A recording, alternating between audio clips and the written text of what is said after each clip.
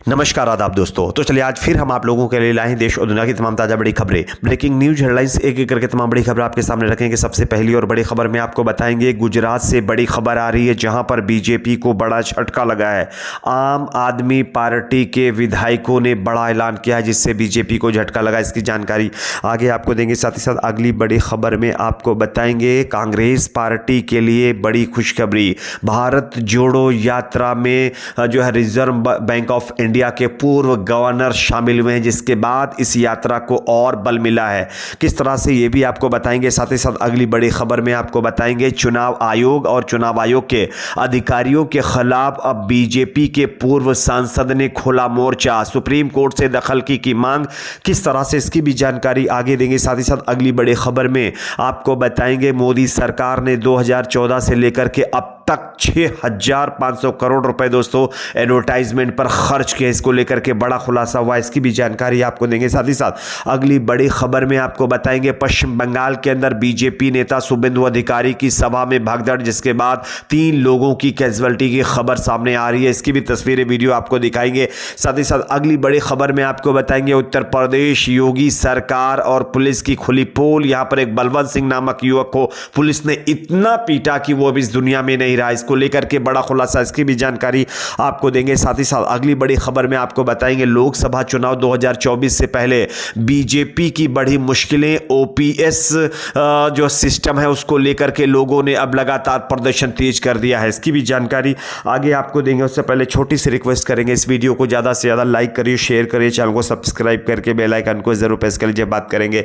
पहली और बड़ी खबर की। जैसा कि आप जानते हैं गुजरात की 156 सीटें जीत करके बीजेपी ने इस बार इतिहास रचा है, लेकिन उसके बाद आम आदमी पार्टी के विधायकों की बीजेपी में शामिल होने की लगातार चर्चाएं चल रही थी। लेकिन इसी बीच बीजेपी विधायकों ने जो आम आदमी पार्टी के विधायकों ने बीजेपी को बड़ा झटका दे दिया है। आप इस खबर को देख सकते हैं। यहां पर एक आम आदमी पार्टी के विधायक हैं जिनका नाम भूपत भवानी है। उन्होंने साफ तौर पर कहा है कि मैं मूर्ख नहीं हूं कि आम आदमी पार्टी छोड़ करके किसी दूसरी पार्टी में जाऊंगा। गुजरात आपके एमएलए भूपत भवानी ने स्पष्ट कर दिया है कि वो बीजेपी में किसी भी हालत में नहीं जाने वाले हैं। इससे पहले भूपत के बीजेपी में शामिल होने की लगातार चर्चाएं चल रही थी, लेकिन अब उन चर्चाओं पर विराम लग चुका है, जिसको लेकर के लगातार विवाद खड़ा हो रहा था।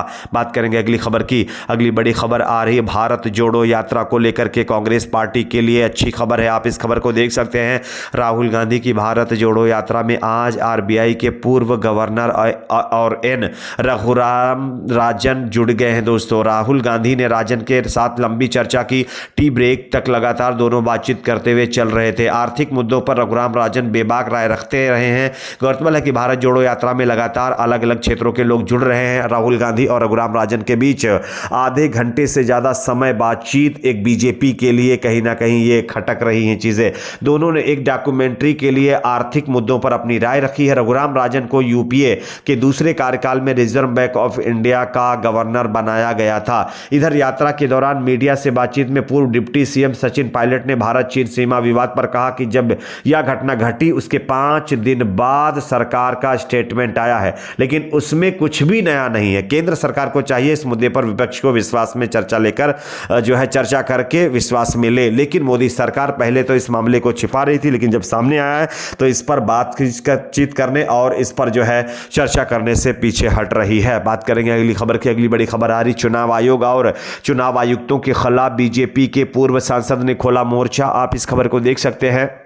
भारतीय जनता पार्टी के पूर्व सांसद सुब्रमण्यम स्वामी ने अपनी ही पार्टी की सरकार द्वारा चयनित निर्वाचन आयोग के मुख्य चुनाव आयुक्त एवं 2 अन्य चुनाव आयुक्तों को नाकाबिल बताते हुए उम्मीद जताई है कि सुप्रीम कोर्ट उनकी नियुक्तियों को रद्द कर देगा। मोदी सरकार को तमाम फैसलों पर अक्सर कटघरे में खड़ा करने के लिए सुर्खियों में रहने वाले पूर्व केंद्रीय मंत्री स्वामी ने बतौर कानून मंत्री दिवंगत प्रधानमंत्री चंद्रशेखर के समय में अपने कार्यकाल को याद करते हुए निर्वाचन आयोग आयोग में टीएन शेषन को लाने और जो है उन्हें मुख्य चुनाव आयुक्त बनवाने के दौर को याद करते हुए कहा है कि उन्होंने शेषन जैसे निष्पक्ष, निर्भीक और ईमानदार मुख्य चुनाव आयुक्त की नियुक्ति की थी। तो कहीं ना कहीं चुनाव आयोग में जिस तरह से चुनाव आयुक्त का जो पद होता है उस पर जिस तरह से मोदी सरकार ने एक चुनाव आयुक्त को यानी बैठा दिया, उसको लेकर पहले ही सवाल खड़े हो रहे थे, लेकिन अब बीजेपी के नेता ने खुद कह दिया है कि ये लोग पूरी तरह से नाकाबिल हैं, इनको इस पद से हटाया जाए। बात करेंगे अगली खबर की। अगली बड़ी खबर दोस्तों आ रही है,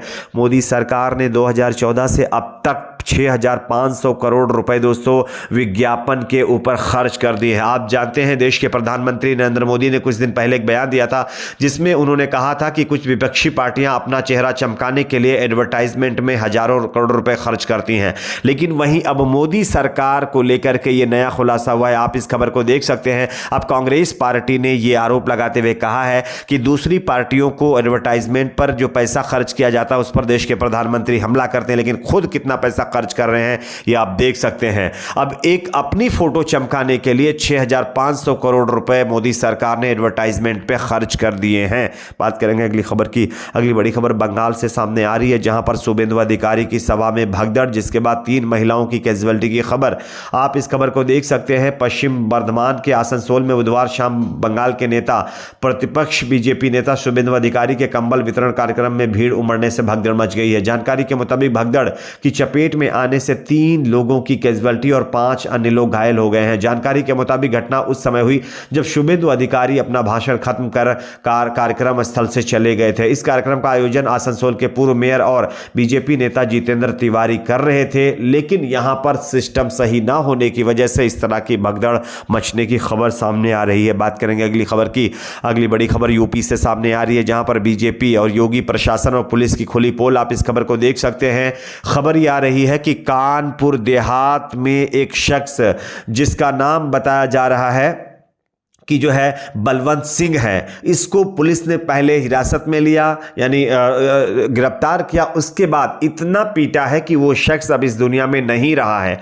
अब इसकी जो पीएम रिपोर्ट आई है उसमें यह पता चला है कि उसके शरीर पर लगभग 22 से ज़्यादा चोटें लगी हैं, निशान मिले हैं चोट के, लेकिन पुलिस बता रही है कि इस शख्स को चोट लगने की वजह से नहीं बल्कि हार्ट अटैक आने से इसकी कैजुअलिटी हुई है। लेकिन लोगों का ये कहना है और परिवार वालों का कहना है कि पुलिस ने उनको इतना पीटा है कि वो अब इस दुनिया में नहीं रहे हैं, जिसके पुख्ता सबूत भी है, लेकिन उसके बावजूद भी पुलिस इस बात को झुठला रही है। बात करेंगे अगली खबर की। अगली बड़ी खबर आ रही है, लोकसभा चुनाव 2024 से पहले मोदी सरकार की बढ़ सकती है मुश्किलें। आप इस खबर को देख सकते हैं। ओल्ड पेंशन स्कीम यानी ओपीएस को फिर से लागू किए जाने की मांग को केंद्र ने ठुकरा दिया है। लोकसभा में एक सवाल के जवाब में वित्त राज्य मंत्री भगवत कराड़ ने कहा कि ओल्ड पेंशन स्कीम को 3 राज्यों ने लागू किया है, लेकिन हम लागू करने पर विचार नहीं कर रहे हैं। यूपी समेत 5 राज्यों में चुनाव के बाद हाल ही में हुए हिमाचल चुनाव में ओपीएस की मांग जोर पकड़ी थी। एक रिपोर्ट के मुताबिक पहाड़ी राज्य हिमाचल में बीजेपी की हार इसी की वजह से हुई है, लेकिन अब बताया जा रहा है कि अगर अन्य राज्यों में भी ये ओल्ड स्कीम की जो पेंशन की है ये लागू नहीं की गई तो लोकसभा चुनाव 2024 से पहले हिमाचल में बीजेपी को अपनी सभी सीटों से हाथ धोना पड़ सकता है। आपकी अपनी इस पर क्या राय जरूर बताएं। वीडियो को लाइक शेयर, चैनल को सब्सक्राइब जरूर करें।